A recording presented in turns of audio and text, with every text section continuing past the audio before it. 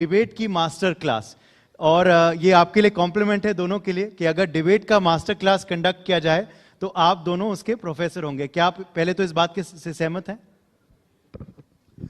देखिए, पहले मैं कहना चाहूंगा कि भारत दुनिया का इकलौता देश है जिसने डिबेट को उस ऊंचाई तक पहुंचाया है जहां धर्म ग्रंथों पर भी डिबेट करने की परमिशन थी, शास्त्रार्थ होता था। तो डिबेट में भारतीय परंपरा से बियॉन्ड कोई नहीं। बाकी जगहों तक कहा जाता जो कहा गया सुन लो, नहीं तो दूसरा एक कहता है you will go to hell, दूसरा कहता सर तन से जुदा हो जाएगा। हमारे यहां कहा जाता आओ बैठो संगच्छध्वम संवदध्वम संवो मनासी जानताम। तो मुझे लगता है हम लोग तो वैसे ही भारतीय परंपरा को ज्यादा नजदीकी से मानते हैं। We are the essential argumentative Indians। मुझे लगता है कि हर भारतीय के अंदर एक डिबेटर है, क्योंकि हम सबके बहुत सारे मत होते हैं। और सुधांशु जी से डिबेट में मैं थोड़ा कम परहेज करती हूँ, इनके बाकी साथियों से अब थोड़ा ज्यादा परहेज करती हूँ, ये मैं आपको बता दूं। ये भी एक कॉम्प्लीमेंट है सुधांशु जी के लिए। I think debate should happen on real issues without getting personal। अनाप शनाप की बात करे बगैर मुद्दों पे बात करिए। क्या और यही हम यकीन करते हैं इंडिया न्यूज पर भी। चलिए, मैं आपसे पूछना चाहता हूं शुरुआत में, क्योंकि अब 2025 का अंत हो चुका है, आखिरी महीने में है, आखिरी कुछ हफ्ते बचे हैं, आखिरी कुछ दिन बचे हैं। 2025 में सुधांशु जनता के लिए था। देखिए, 2025 के अगर हम ओवरऑल डेवलपमेंट को देखें तो एक बहुत बड़ा विषय था जिसने भारत की सोच के बारे में एक निर्णायक परिवर्तन स्थापित किया, वो था ऑपरेशन सिंदूर। अब इसके द्वारा यह बात बिल्कुल स्पष्ट हो गया, the era of India as a soft state is over. दूसरी बात, इसने वर्ल्ड की पॉलिटिक्स में एक बड़ा भारी रोल प्ले किया। वो चाइनीज वेपनरी का पहली बार रियल वॉर में यूज था और जिसमें वो फेल रहे। मई और जून के महीने में एविक सिस्टम चेंगडू, जो उनकी डिफेंस बनाने वाली कंपनी, उसके शेयर्स बहुत तेजी से गिरे। ठीक है, बाद में उन्होंने जुलाई के बाद संभाल लिया चूंकि गवर्नमेंट ओन्ड कंपनी, और बाद में उन्होंने इंटरनेशनल मीडिया में भी उन खबरों को दबाने में सफलता हासिल कर ली। परंतु भारत के लिए बहुत महत्वपूर्ण था। भारतीय राजनीति की दृष्टि से अगर हम देखें तो 2024 के वर्ष में एनडीए को स्पष्ट बहुमत मिला था, परंतु भारतीय जनता पार्टी अपने दम पे 272 नहीं क्रॉस कर पाई थी। उसको लेकर जो प्रश्न उठे थे, मुझे लगता है 2025 ने उसको पूरी तरीके से उसका पटाक्षेप कर दिया है। ऑन द लाइटर नोट मैं कहूं, बिहार का जो रिजल्ट आया है उसमें लालू प्रसाद यादव जी का एक बहुत पुराना डायलॉग जो हम लोग बचपन में सुनते थे, दो बातें थी। वो कहते थे don't cast your vote, vote your caste. Vote your caste का कॉन्सेप्ट गड़बड़ा गया। दूसरा, वो बचपन में हम लोगों ने सुना था, बड़ा उनका फेमस डायलॉग था, आप सबको बताऊंगा, भूरा बाल निकाल रहा हूं। 4 जातियों का नाम था, भूरा बाल साफ कर रहा हूं। ये कहते थे लालू जी, उनके बिटवा ने आके पूरा बाल साफ कर दिया, मुंडने करा दिया। तो मुझे लगता है ये भारतीय राजनीति के दो बड़े टेकअवेज हैं 2025 के लिए आपके लिए। सुप्रिया जी। मेरे लिए भारतीय राजनीति के दो बड़े टेकअवेज, हमारी सेना के पराक्रम और शौर्य पर तो मुझे लगता है हम जितना बोले उतना कम है, और बिल्कुल ऑपरेशन सिंदूर एक बात थी। मेरे हिसाब से दो चीजें थी। इस देश ने लोकतंत्र में पहली बार दिन दहाड़े वोट चोरी होते हुए देखी, साक्ष्य और सबूतों के साथ देखी, संस्थागत तरीके से देखी। एक संवैधानिक संस्था जिसका काम इस देश के लोकतंत्र की जड़ों को मजबूत करना, स्वतंत्र और निष्पक्ष चुनाव कराना, ज्यादा से ज्यादा लोगों को मताधिकार के कारछेक में लाना, वो ना करके उन्होंने सरकार के साथ, पार्टी के साथ मिलकर जबरदस्त वोट चोरी करी। और मैं आक्षेप नहीं लगा रही हूं, सबूत और साक्ष्य के साथ ये सारी बातें हो रही हैं। अब एक ब्राजीलियन मॉडल की फोटो अगर 22 बार वोटर लिस्ट हरियाणा में दिखेगी तो सवाल उठेंगे। अगर 5 महीने में महाराष्ट्र में 5 साल से ज्यादा वोट बढ़ेंगे तो सवाल उठेंगे। मुझे लगता है ये एक बहुत बड़ी बात है और इसको लेकर एक संशय है। जिस तरह से, और भाई आदरणीय प्रधानमंत्री जी, उन्हीं की शब्दों का प्रयोग करती हूं, कनपट्टी पर कट्टा रखकर जिस तरह से एसआईआर कराया जा रहा है और 40 के करीब बीएलओ की मौत हो चुकी है, उस पर चर्चा होनी चाहिए। मुझे लगता है ये बहुत बड़ी बात थी। हमारे देश में निष्पक्ष और स्वतंत्र चुनाव हमारे देश के मजबूत लोकतंत्र की पहचान थे। आज उस पर संशय है, ये एक गंभीर विषय है, इस पर चर्चा होनी चाहिए। और साल अंत होते होते जो असल चेहरा भारतीय जनता पार्टी का सामने आया है, और यह बहुत बड़ा मुद्दा है, आज पार्लियामेंट, कल सुधांशु जी डिस्कस करेंगे, आज लोकसभा डिस्कस कर रहा है। मनरेगा से ना सिर्फ महात्मा गांधी का नाम हटाया जा रहा है, लेकिन मनरेगा जो एक कानून था, जो काम की गारंटी देता था, जो शायद ऐसे 5 सितारा होटल में बैठे हुए लोग उसका मूल्य ना समझ सके, मुझे लगता है काफी लोग समझते होंगे, जिसने ग्रामीण अंचल को, जिसने गांव देहातों में काम करने वाले लोगों के हाथ में मजबूती दी, ग्रामीण अर्थव्यवस्था की पृष्ठभूमि बदल दी, जो कोरोना काल में संजीवनी साबित हुआ, उसको डिमांड की जो एक डिमांड बेस्ड योजना थी काम की, उससे हटाकर उसमें तमाम शर्तें लगाई जा रही हैं, राज्यों के सिर पर ठीकरा फोड़ा जा रहा है, खर्चे का अनिवार्य निलंबन के दिन किए जा रहे हैं, ग्राम सभाओं और पंचायतों को कहीं ना कहीं बिल्कुल कमजोर किया जा रहा है। और मुझे लगता है कि जो एक उसका प्रयोजन था कि अगर आप डिमांड, और ये अंतिम बात मैं कहूंगी, अगर आप डिमांड करेंगे तो आपको काम मिलेगा, भुगतान करेगी सरकार। अब अगर फंड तक काम मिल गया तो ठीक है, वरना हाथ झाड़ के काम का एसआईआर इंतजार पर मैं करिए। सुधांशु जी से पूछूंगा, मगर उससे पहले फॉलो अप क्वेश्चन आपसे पूछता हूं कि सबसे बड़ी आपत्तिजनक वोट चोरी तो आपने जिक्र कर दिया और इसी पर मगर 2025 की आप सबसे बड़ी बात अगर मान रहे हैं ये रीनेमिंग, तो इसका की वजह क्यों मैं है? रीनेमिंग नहीं, मैं पूरी स्कीम मैं को वही खत्म कहने वाला करने था की बात कि कर रही आपको हूं। इस It's not वजह just से आपत्ति है renaming। जी राम जी नाम लगाया गया, या फिर आपको लगता है कि स्कीम की अहमियत खत्म की जा रही? I am a practising Hindu, मैं सनातन संस्कृति के परिवेश से आती हूं, मैं सनातन संस्कृति में विश्वास करती हूं, मैं श्री राम को अपना आदर्श मानती हूं। मेरे लिए श्री राम, मर्यादा पुरुषोत्तम श्री राम एक एक्रोनिम का नाम नहीं है। रोजगार आजीविका मिशन मेरे लिए श्री राम नहीं है। श्री राम मेरे आराध्य हैं, श्री राम मेरे प्रभु हैं, पहली बात। दूसरी बात, इनकी विचारधारा के गोडसे ने गांधी को मारा था, चौथी गोली इन्होंने अब गांधी का नाम हटा के मान दी। लेकिन मुझे नाम से ज्यादा दिक्कत जिस तरह से स्कीम को खत्म किया जा रहा है, जिस तरह से स्कीम को एक डिमांड बेस्ड कानून की जो गारंटी थी काम की, वो हटाया जा उस पे रहा है। आपको आपत्ति है? सुधांशु जी। देखिए, वोट चोरी के ऊपर भी मैं बिल्कुल स्पष्ट बताना चाहता हूं देश की जनता को। बिहार का चुनाव संपन्न हुआ है, पिछले 35 साल से यूपी बिहार में कांग्रेस के पास है क्या जो चोरी हो गया? 1990 में कांग्रेस के पास 71 सीट्स थी बिहार विधानसभा में, 24% वोट था, 107 पे जमानत जब्त हुई थी। वहां से 1995 में घट के वोट 16% पे आया, सन 2000 में वोट घट के 12% पे आया। 2010 की बात कर रहा हूं, इनकी सरकार समय कांग्रेस को 4 सीटें मिली, 6% वोट मिला, 231 पे जमानत जब्त हुई। 2010 4 सीटें, 6% वोट, 231 पे जमानत जब्त, और उसके बाद कहते चोरी हो गया। जो मैंने पार्लियामेंट में बोला है कि हालत तो यह है कि फटक चंद गिरधारी, ना लुटिया ना थारी, और चौराहे पे चीख रहे हैं चोरी हो गई हमारी। अब मैं दूसरा उदाहरण बताना चाहता हूं। केरल का चुनाव हुआ, वहां तो हम नहीं है ना। केरल में हमेशा एक बार यूडीएफ एक बार एलडीएफ आता था, ये पिछले 30-40 साल से चल रहा था। पहली बार ऐसा हुआ, अब ये संयोग मानिए या प्रकोप मान लीजिए, कि जब से राहुल गांधी जी वहां पर गए, इस बार पहली बार ऐसा हुआ कि यूडीएफ नहीं आ पाई, एलडीएफ के बाद दोबारा एलडीएफ आ गई। तो मैं पूछना चाहता हूं, वहां वोट किसने चोरी कर लिया केरल में? अभी केरल नगर निगम का चुनाव हुआ, वो तो राज्य के चुनाव आयोग ने कराया, राज्य सरकार, केंद्र सरकार, केंद्रीय चुनाव आयोग का कोई रोल नहीं था। हमने तिरुवनंतपुरम के नगर निगम में शानदार सफलता हासिल की, बाकी जगहों पे कांग्रेस और लेफ्ट ने एक दूसरे को हराया। तो अब ये लेफ्ट बताएं कि क्या उनका वोट कांग्रेस ने चोरी किया, या कांग्रेस बताए कि उसने क्या वोट लेफ्ट का चोरी किया।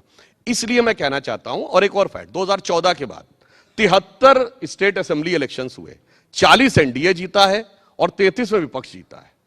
मतलब 40 में हम जीते हैं तो चोरी है, और 33 हो तो वो बहुत अच्छा है। मुझे लगता है एक और बात है, बिहार विधानसभा चुनाव से पहले देखें, ये अपने गठबंधन की एग्रीमेंट्स नहीं कर पाए, ये सूची प्रत्याशियों के नहीं जारी कर पाए, कई जगहों पे फ्रेंडली फाइट होती रही।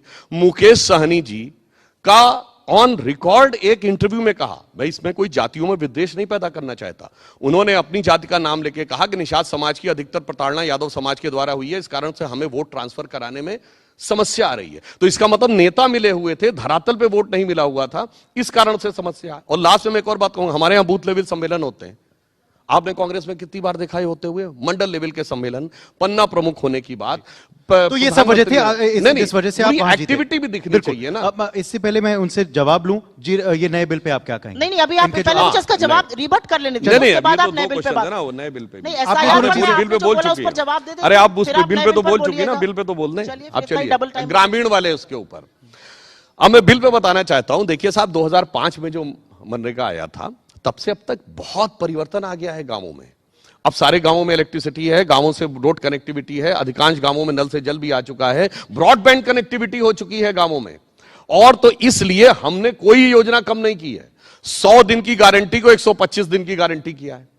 दूसरा, हमने सिर्फ यह किया है कि निर्णय अभी भी ग्राम पंचायत लेगी, मगर उसके लिए कोऑर्डिनेटेड नेटवर्क होगा, वो देख सकेगी कि 4 गांव दूर या 40 गांव दूर क्या हुआ है, जिले में बाकी जगह क्या हुआ है।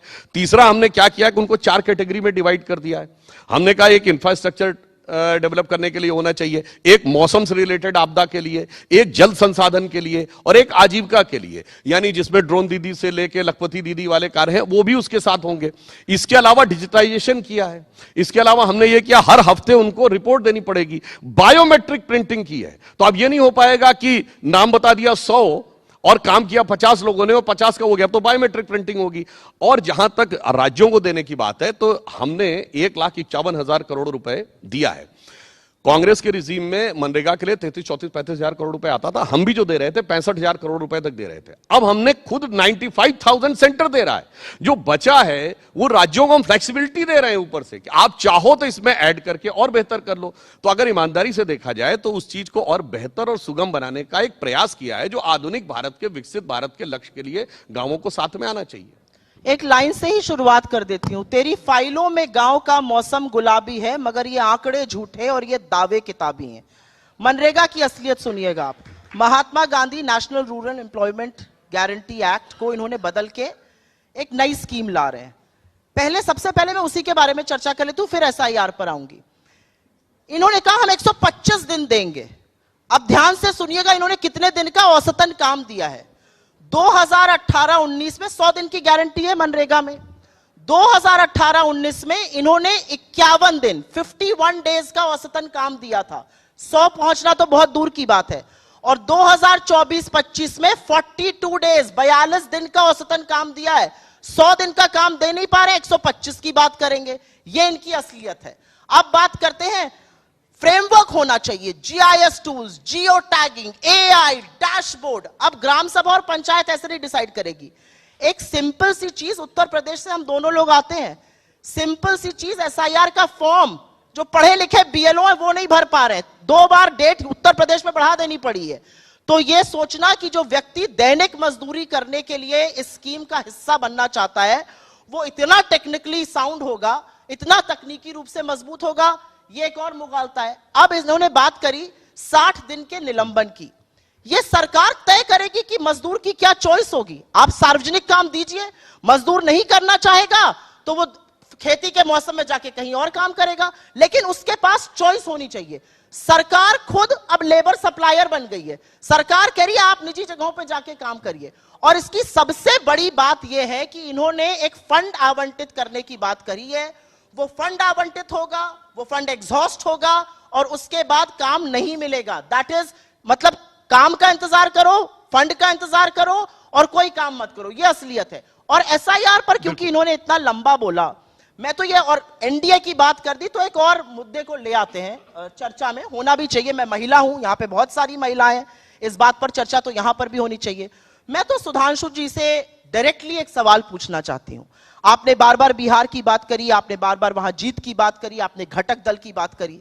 नीतीश कुमार जी ने जो एक महिला के साथ कल मुख्यमंत्री रहते हुए किया, एक डॉक्टर का हिजाब खींचा, आपके यूपी के मुख्यमंत्री ने कहा हिजाब ही तो खींचा, कहीं उंगली तो नहीं लगाई, उस पर क्या आप माफी मांगेंगे? क्या आप खेद व्यक्त करेंगे? क्या आप ये कहेंगे कि एक चुने हुए मुख्यमंत्री को या एक मंत्री को एक महिला के खिलाफ इस तरह की घटिया बात नहीं करनी चाहिए? चलिए उस पे आएंगे, और एक मिनट, उस पे नहीं, 1 second, I can not let 2 men get away with it, I am a woman, no 1 second.